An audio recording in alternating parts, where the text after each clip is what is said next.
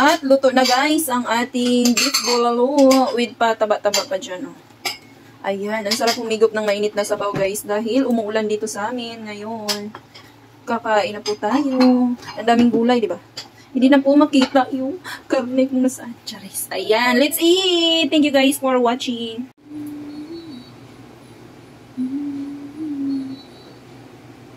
Guys, good evening. Ngayon guys ay nagluluto ako ng beef bulalo po. Ayan, ang daming mais. Meron tayong papatatas dyan.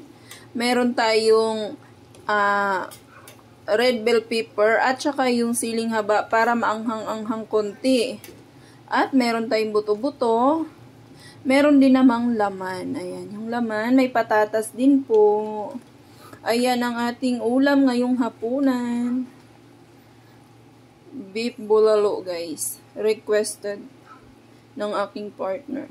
Lagay ko na guys ang ating pechay Tagalog or pechay Baguio. Basta yun siya.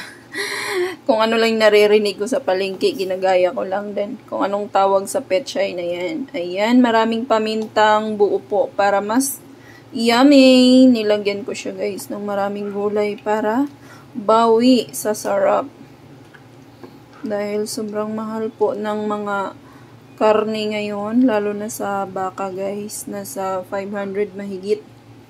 Ayan, bawi tayo sa gulay, kompleto sa ricados guys. Ang ating ulam.